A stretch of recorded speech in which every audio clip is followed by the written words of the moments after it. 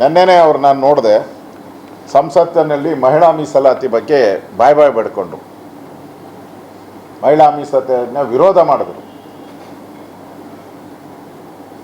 ದೇಶದಲ್ಲಿ ಕಾಂಗ್ರೆಸ್ ಪಾರ್ಟಿ ಮಹಿಳಾ ವಿರೋಧಿತನವನ್ನು ತೋರಿಸ್ತು ದೇಶದಲ್ಲಿ.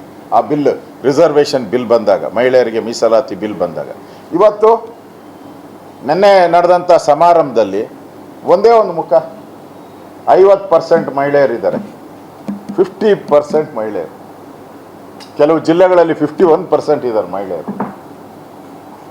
ಒಂದು ಮಹಿಳೆ ಮುಖ ಕಾಣ್ತಾ, ಒಂದೇ ಒಂದು ಮಹಿಳೆ. ಅಂದರೆ ಇವರು ಮಹಿಳಾ, ಅಲ್ಲಿ ಪಾರ್ಲಿಮೆಂಟಲ್ಲೂ ಮಹಿಳಾ ವಿರೋಧಿಗಳು, ಕರ್ನಾಟಕದಲ್ಲೂ ಮಹಿಳಾ ವಿರೋಧಿಗಳು ಅಂತ ಸ್ಪಷ್ಟವಾಗಿ ಕಾಣ್ತಾ ಇದೆ. ಇದು ರಾಜ್ಯದ ಮಹಿಳೆಯರಿಗೆ ಮಾಡದಂಥ ದೋಖ, ಇದು ಮೋಸ. ಕಾಂಗ್ರೆಸ್ ಪಾರ್ಟಿ ಮಾಡಿದಂಥ ದೋಖ, ಮೋಸ. ಇದಕ್ಕೆ ಆ ಮಹಿಳೆಯರು ಪ್ರತ್ಯುತ್ತರ ಒಂದು ಸಮಯದಲ್ಲಿ ಕೊಟ್ಟೇ ಕೊಡ್ತಾರೆ ಅಂತ ನನಗನ್ಸ್ತದೆ. ಇನ್ನೊಂದು, ಆ ಸಂವಿಧಾನದ ಪುಸ್ತಕ ಅಲ್ಲಪ್ಪ, ನೆನ್ನೆ ಡಿ ಕೆ ಶಿವಕುಮಾರ್ ಅವರು ಕೊಡೋದು, ನೆನ್ನೆ ಡಿ ಕೆ ಶಿವಕುಮಾರ್ ಅವರು ಸಂವಿಧಾನದ ಪುಸ್ತಕ ಕೈಯಲ್ಲಿ ಇಟ್ಕೊಂಡು ಬಂದು ಪ್ರಮಾಣ ವಚನ ಸ್ವೀಕಾರ ಮಾಡೋದು. ನಾನು ಸಂವಿಧಾನದ ಪುಸ್ತಕನ ತರಿಸಿದ್ದೀನಿ, ಓದಿದ್ದೀನಿ. ಅದರಲ್ಲಿ CM ಅವರ ಪಾತ್ರ ಏನು ಅಂತ ಅದರಲ್ಲಿ ಸ್ಪಷ್ಟವಾಗಿದೆ. ಇಡೀ ಕ್ಯಾಬಿನೆಟನ್ನು ರಚನೆ ಮಾಡೋ ಅಂಥದ್ದು ಪೂರ್ತಿ ಜವಾಬ್ದಾರಿ ಅವರ ಇಷ್ಟದ ಪ್ರಕಾರ. ಅವರಿಗೆ ಹೊಂದಾಣಿಕೆ ಆಗುವಂಥ ಮಂತ್ರಿಮಂಡಲವನ್ನು ರಚನೆ ಮಾಡುವಂಥ ಪೂರ್ತಿ ಅಧಿಕಾರವನ್ನು ಡಾಕ್ಟರ್ ಅಂಬೇಡ್ಕರ್ ಅವರು ಸಂವಿಧಾನದ ಮುಖಾಂತರ ಮುಖ್ಯಮಂತ್ರಿ ಪದವಿ ಯಾರು ಸ್ವೀಕಾರ ಮಾಡ್ತಾರೆ ಅವ್ರಿಗೆ ಸ್ಪಷ್ಟವಾಗಿ ಕೊಟ್ಟಿದ್ದಾರೆ. ಇಲ್ಲಿ ಸಂವಿಧಾನದ ಪ್ರತಿ ಇದೂ ಕೂಡ ಇದೆ ನೋಡಿ, ಇಲ್ಲಿ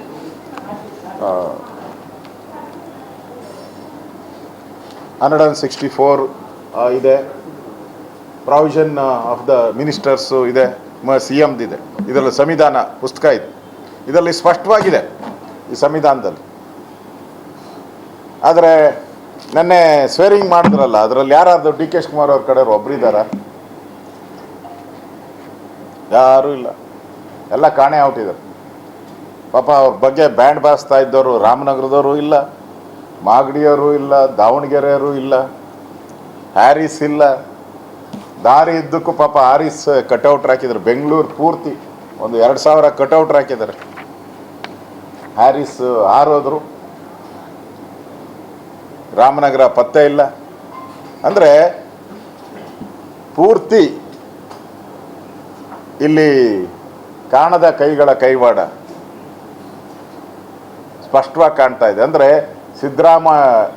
ಸಿದ್ದರಾಮಯ್ಯ ಇರ್ಬೋದು, ರಾಹುಲ್ ಗಾಂಧಿಯವರು ನೇರವಾಗಿ ಇದರಲ್ಲಿ ಪಾತ್ರ ವಹಿಸಿರುವಂಥದ್ದು ಸ್ಪಷ್ಟವಾಗಿ ಕಾಣ್ತಾ ಇದೆ. ಅದರಿಂದ ಡಿ ಕೆಗಿದ್ದಂಥ ಅಧಿಕಾರನೂ ಹೊರಟೋಗಿದೆ. ಅಧಿಕಾರದ ಮುಖ್ಯಮಂತ್ರಿ ಆಗಬೇಕಂತ ಅವ್ರ ಕನಸೇನಿತ್ತೋ ಅದು ನನಸಾಗಿದೆ ಅಷ್ಟೇ. ರಾಜ್ಯದ ಜನರ ಪಾಲಿನ ಬದುಕಂತೂ ಇವತ್ತು ಮೂರಾ ಬಟ್ಟೆ ಆಗಿರುವಂಥದ್ದು ಸ್ಪಷ್ಟವಾಗಿ ಕಾಣ್ತಾ ಇದೆ. ಅದರಿಂದ ನೆನ್ನೆ ಹಲವಾರು ಘೋಷಣೆಗಳನ್ನು ಮಾಡಿದ್ದಾರೆ. ಅದ್ರ ಬಗ್ಗೆ ನಾನೇನು ಕಾಮೆಂಟ್ ಮಾಡೋಕ್ಕೆ ಹೋಗಲ್ಲ. ಹೊಸ ಹೊಸ ಸೂತ್ರಗಳು ಅಂತ ಮಾಡಿದ್ದಾರೆ.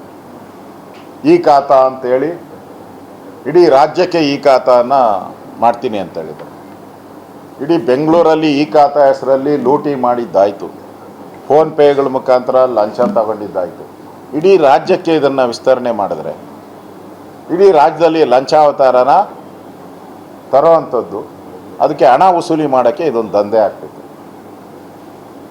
ಅದರಿಂದ ಪೂರ್ವ ತಯಾರಿ ಇಲ್ಲದೆ ಅನೌನ್ಸ್ ಮಾಡ್ತಾ ಇರೋದು. ಏನು ತಯಾರಿ ಮಾಡಿದ್ದೀರ ಅದಕ್ಕೆ? ಈ ಖಾತಾ ಇದಕ್ಕೆ ಈಗಾಗಲೇ ಎಲ್ಲ ಕಡೆ ಸರ್ವರ್ ಡೌನು. ನೀವು ಲಂಚ ಕೊಟ್ಟಿಲ್ಲ ಅಂದರೆ ಫಸ್ಟ್ ಹೇಳೋದು ಅವರು ಸರ್ವರ್ ಡೌನ್ ಅಂತ ಹೇಳ್ತಾರೆ. ನಾಳೆ ಬಾ ನಾಳೆ ಬಾ ನಾಳೆ ಬಾ ಅಂತ ಹೇಳ್ತಾರೆ, ಸರ್ವರ್ ಡೌನ್ ಅಂತ. ಲಂಚ ಕೊಟ್ಟ ತಕ್ಷಣ ಸರ್ವರ್ ಇಮಿಡಿಯೇಟು ವರ್ಕ್ ಆಗ್ತೈತೆ. ಇದು ಬೆಂಗಳೂರಿನ ಪರಿಸ್ಥಿತಿ. ಇದು ಇಡೀ ಕರ್ನಾಟಕಕ್ಕೆ, ಇಲ್ಲೇ ಬೆಂಗಳೂರು ಕ್ಯಾಪಿಟಲ್ ಸಿಟಿಯಲ್ಲೇ ಸರ್ವರ್ ಸರಿಯಾಗಿ ಕೆಲಸ ಮಾಡಲ್ಲ, ಇನ್ನು ಕರ್ನಾಟಕದಲ್ಲಿ ಎಲ್ಲಿ ಮಾಡ್ತೈತೆ? ಅದರಿಂದ ಅದನ್ನು ಯೋಚನೆ ಮಾಡಿ ತರಬೇಕಾಯ್ತು. ಮಾಡೋಕ್ಕೆ ಸಾಧ್ಯನಾ? ಯೋಚನೆ ಮಾಡಿ ತರಬೇಕಾಯ್ತು. ತಂದಿದ್ದಾರೆ. ಎರಡನೇದು ನೇಮಕಾತಿ.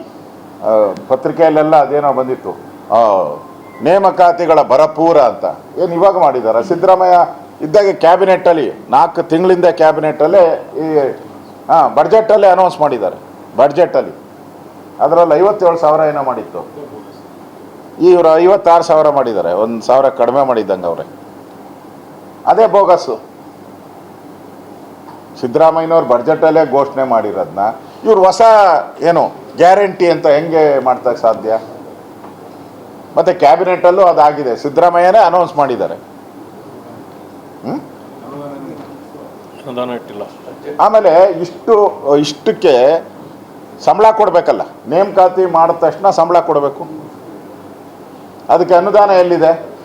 ಒಂದು 10,000 ಕೋಟಿ ಬೇಕಾಗುತ್ತೋ ಅಂತ ಅನಿಸುತ್ತೆ. ಒಂದು 10,000 ಕೋಟಿ ಬೇಕು. ಅಲೋಕೇಶನ್ ಎಲ್ಲಿ ಮಾಡಿದ್ದೀರಾ ಇದಕ್ಕೆ?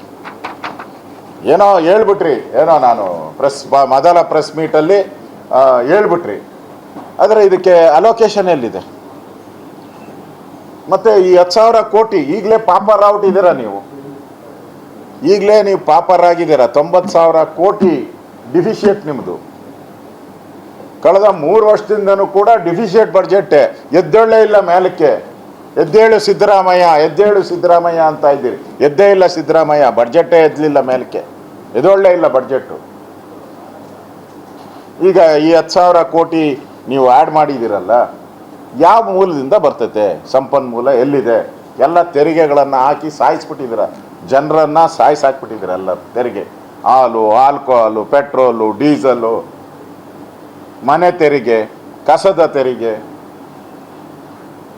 ಎಲ್ಲ ಹಾಕಿ ಜನಗಳನ್ನು ಜೀವ ಹಿಂಡುಬಿಟ್ಟಿದ್ದೀರ.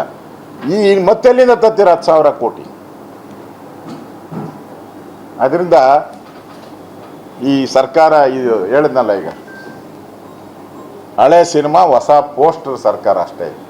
ಇದರಿಂದ ಹೊಸ ಭರವಸೆಗಳು, ಹೊಸ ದಿಕ್ಕು, ಚೈತನ್ಯ, ಹೊಸತನ ಏನು ನನಗಂತೂ ಕಾಣಿಸ್ತಾ ಇಲ್ಲ. ರಾಜ್ಯದ ಜನತೆನೂ ಕೂಡ ಏನೋ ಹೊಸದಾಗ್ತೈತೆ ಅಂತ ಯಾರು ಏನು ಸಂಭ್ರಮ ಇಲ್ಲ.